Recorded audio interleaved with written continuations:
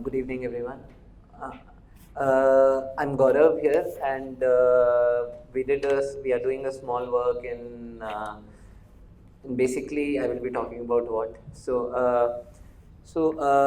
Right now we are talking about all the things technology, but what I am just about to say you that in life we require three things: water, food, air, and nothing else really matters more. So rest are all additions. So, charger.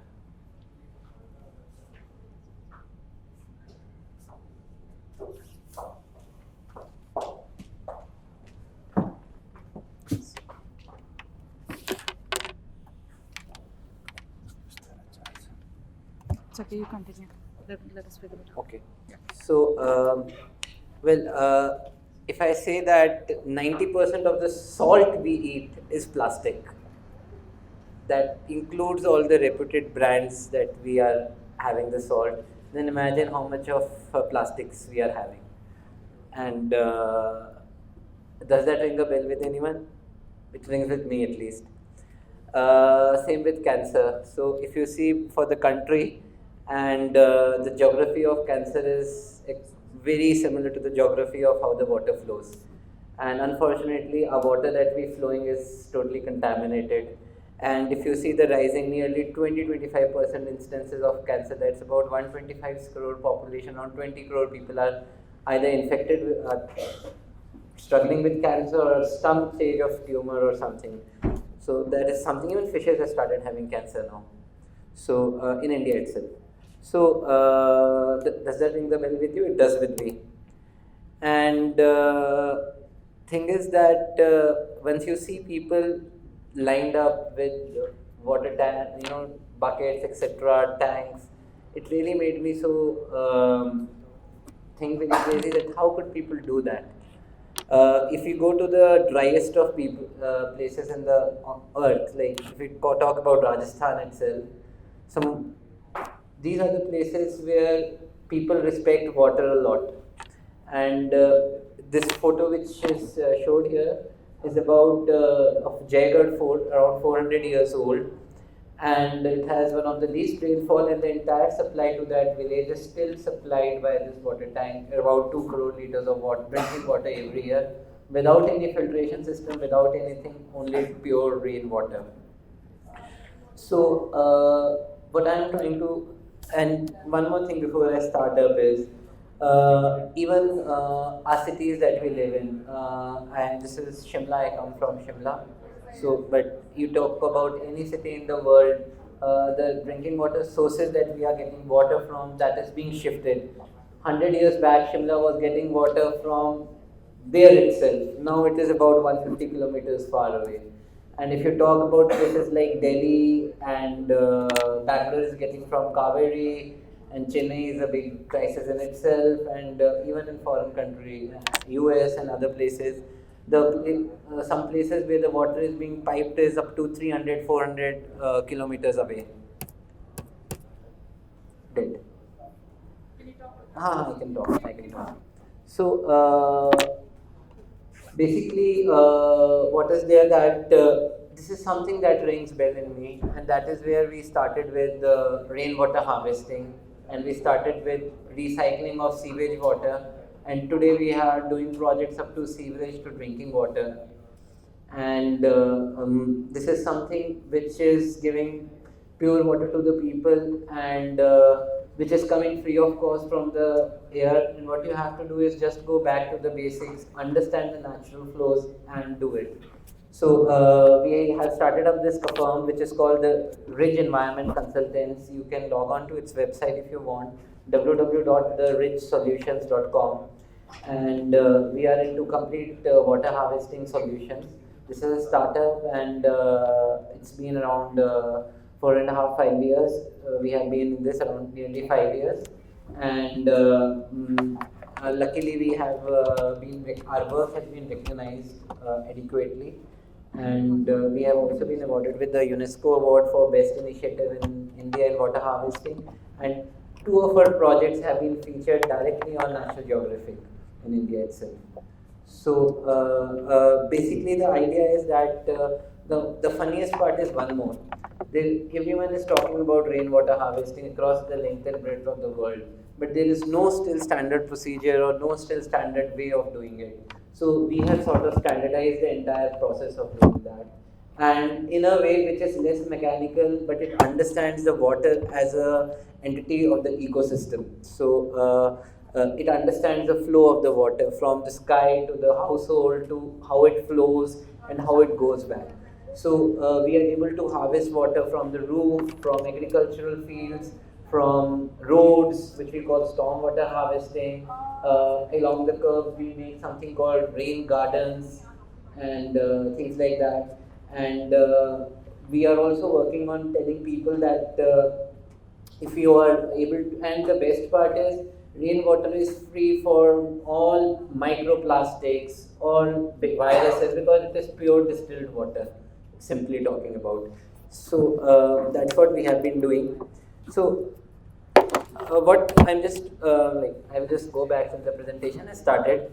So I was here. So basically, our drinking water sources have gone back.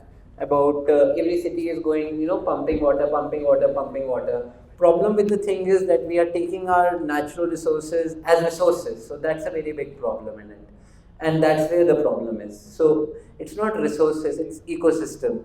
So an ecosystem doesn't begin with thinking something as how I can use it. It's not about using, it's about the coexistence of the things. And that's how it will be. And unfortunately, there is a big business going around it, including business doesn't mean business houses alone. It means a big ecosystem of corporates, government, and several interest groups which do not want the indigenous and the basic knowledge to transfer on. So we have stopped the water from flowing, like I've showed it in this is an actual Google image. And then we have built colonies on riverbeds. We have built colonies on things, and that's just crazy. So this is how we need to do. But point is, the governments may not be thinking, but it is the time for all of us to think. Because I told you, whatever the government is giving us, and is poison. So basically, just now, 2 months back, WHO has come and in Indian Parliament also the minister announced microplastics are in the water, but it's a written reply in the Parliament. But it's not a problem. It's under the safe limits. And they cited the WHO report from the University of Berkeley, and this university again gives its report to the WHO, and it mentions in its report that it's okay, but it's the currently that we have in water is 60 grams per kg. The technical parameter is overall migration factor. So in very simple terms, it means if we're having a plastic bottle, so plastic leaches into the water over a period of time. It is standard. So 60 grams per kg is acceptable. So it's like saying, okay, fine, let me give you 2 grams of arsenic or it will not do. You will just be killed in a second or something like that. Okay, or cyanide maybe. So kgs don't matter. So it's just stupidest thing to do. So unless we are having a scale to measure what we are measuring, we can never talk about the things. So essentially, what it is, it's a big business that's going on into infrastructure development. World Bank is funding projects in so-called developing countries at 2%. It's something huge amount of money being pumped into to destroy the whole communities out there. So just imagine in India alone, around 1 lakh crore of money has been pumped by World Bank, Indian Monetary Fund and institutions of it. And that's all loan, debt basically, sovereign debt, 2% we have to pay. Obviously they won't pay for doing rainwater harvesting. That doesn't return. So they are playing with our lives, and that's a bad thing, but that is what we need to do, and that's what I have started up, and it's a mission now we are taking up in our own way. And thing is, lots of people talk about the activities that I initially, just after coming out of Pilani, me and there was another girl from Pilani, my classmate, we both of us and one more friend, we started an NGO and we did it. But then we over a period of realized NGOs are not the way to go about it. Because I will tell you though, it's some of the most overhyped things to work where people say NGOs are the way to go, NGOs are the way. NGOs are very good, appreciate them, they have work to do in the society. but NGOs are not taken seriously, and someone is always funding an NGO. Either you fund or they get fund from anywhere else. So that's how it works. So things have to be sustainable from technological point of view, environmental point of view, and financial point of view as well.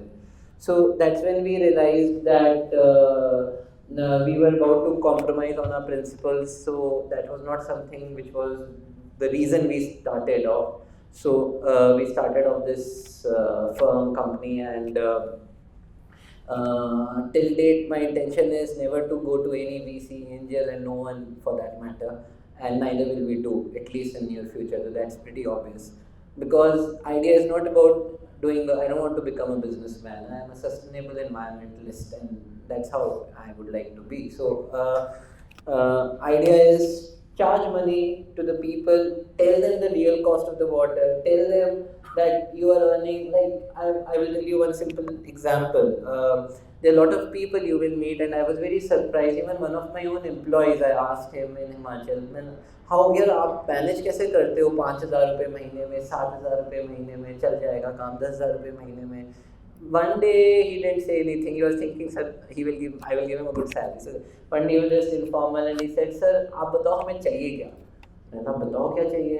बोलते हैं हमारे घर पे सारी सब्जी उगती है, A to Z, नमक के अलावा हम कुछ बाहर से नहीं खरीदते, एंड ऑयल्स हम अपने खुद के बनाते हैं, कपड़े हमारी दादी अम्मा बना देती है, हमें कुछ है नहीं, चलने फिरने का कोई शौक नहीं है, मोबाइल क्या करना मुझे एप्पल का, मेरा तो छोटा सा ही चल जाता है, व्हाट्सएप चला देता है, मैं करूँगा क्या पैसे का?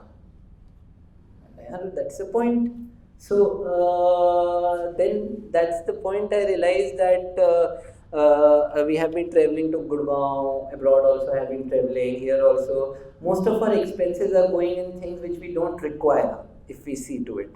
And even the jeans that I wear, even the things, like we can do whatever we want to do. I'm not saying that. But point is that we are not focusing on things that matter.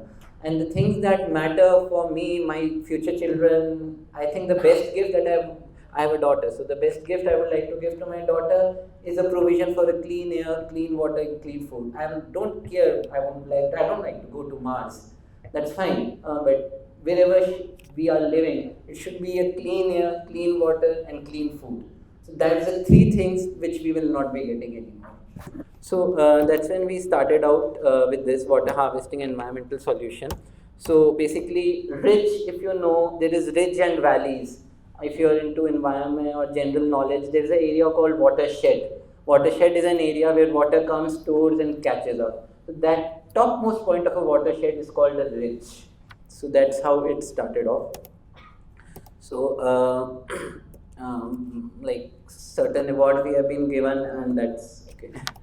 But anyway, so this is what we do, and we have been encouraging people to do slowly and gradually.